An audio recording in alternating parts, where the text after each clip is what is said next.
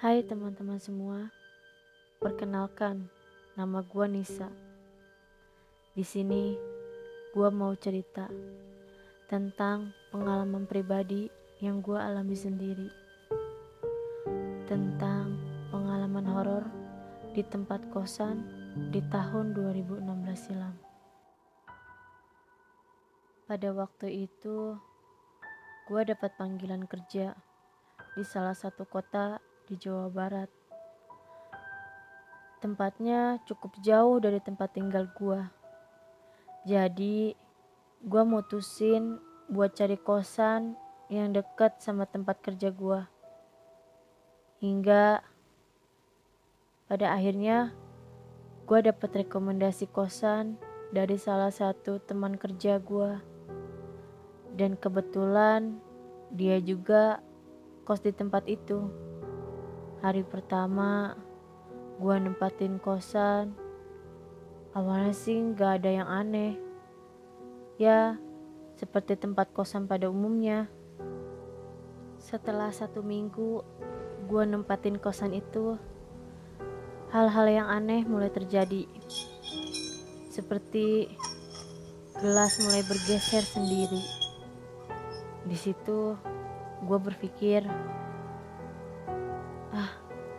mungkin itu gue salah lihat dan halusinasi gue aja.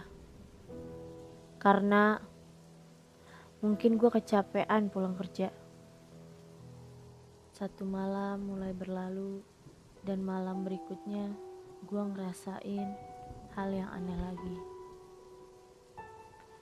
Di malam itu gue baru pulang kerja di jam 10 malam. Pada waktu itu gue baru selesai mandi. Dan setelah itu gue bersiap untuk tidur. Saat gue mau memejamkan mata, suara aneh terdengar dari dalam kamar mandi. Saat gue cek ke dalam kamar mandi, ternyata ada yang membuka keran air. Setelah gue tutup keran airnya, gue kembali masuk ke kamar, bersiap untuk tidur. Tetapi hal itu mulai terjadi lagi. Selang beberapa menit kemudian, terdengar suara keran air yang terbuka lagi. Di situ gue mulai ngerasa keanehan ini udah mulai gak wajar. Keesokan harinya, setelah kejadian malam itu, gue terus-terusan diganggu oleh hal-hal aneh. Seperti lampu kamar gue yang selalu mati nyala, stop kontak yang selalu dimainkan, dan juga barang-barang gue yang selalu jatuh dengan sendirinya. Dan juga pintu lemari gue yang selalu terbuka sendiri. Berulang-ulang setiap malam. Setiap gue tidur, gue selalu kena erep-erep. Atau bisa dibilang ketindihan. Setiap malam gue selalu gak bisa tidur karena gangguan itu. Yang lebih anehnya dan bikin gue ngerasa takut buat tidur di kosan, gue diganggu gak cuma di malam hari, tapi di siang hari pun gangguan itu selalu ada. Dimana pada saat itu gagang pintu kamar mandi seperti ada yang memainkan. Dan setelah gua buka, gak ada orang di dalamnya. Dan setelah kejadian aneh itu, gua bener-bener gak berani buat tidur di kosan. Dan gua mutusin buat menginap di tempat teman gua. Setelah 3 hari, gua beraniin diri buat balik lagi ke kosan gua.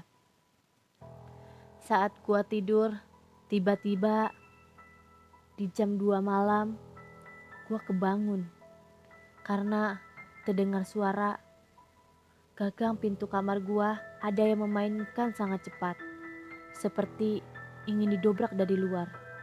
Di situ, gua mulai ngerasa ketakutan, tapi gua beraniin diri buat ngecek dan membuka pintu kamar gua. Dan ternyata Gak ada orang di luar. Di situ gue bener-bener takut, gak tahu harus ngapain.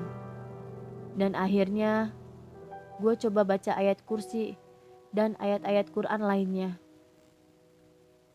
Gue juga nyalain mulut Al-Quran di HP gue. Di situ gue gak tidur sampai pagi. Setelah kejadian itu, keesokannya yang bikin gue hampir pingsan karena saking ketakutannya, di suatu malam pada jam 12 malam terdengar dari kamar mandi suara seperti orang yang sedang mandi.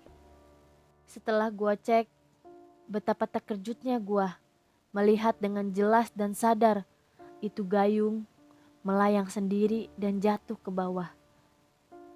Di situ gue ketakutan banget. Gue coba tenang dan coba lawan rasa takut gue. Tiba-tiba gue ngeliat sesosok makhluk tinggi hitam besar berbulu, dengan tangan yang panjang dan berkuku panjang. Sosok makhluk itu berdiri di depan kamar mandi. Di situ gue nangis saking ketakutannya. Gak lama sosok makhluk itu menghilang.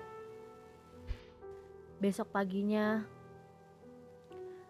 gue mutusin buat pindah dari tempat kosan itu dan mutusin pulang ke rumah orang tua gue, karena gue gak tahan dengan gangguan-gangguan yang ada di kosan gue.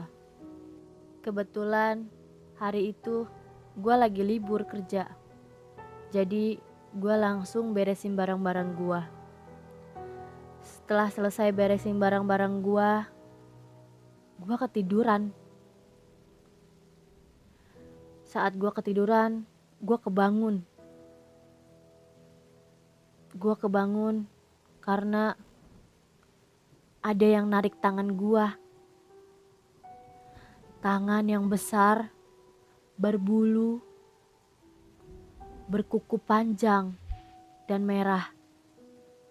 Sontak saja gue kebangun dan langsung menjerit karena terkejut. Padahal itu di siang hari, tapi gue masih diganggu oleh sesosok makhluk itu. Akhirnya gue cepet-cepet buat tinggalin kosan itu untuk pindah dan pulang ke rumah orang tua gue. Di kosan itu gue bertahan cuman hanya 1 bulan karena gue nggak tahan dan gue ketakutan karena terus diganggu setiap malam, siang, pagi oleh makhluk-makhluk yang tak kasat mata. Seperti itu. Jadi kosan gue itu ada 12 pintu dan hanya diisi oleh 3 orang, termasuk gue dan temen gue yang rekomendasiin kosan itu. Jadi ternyata kosan yang gue tempatin di nomor 7 itu bekas orang meninggal kecelakaan.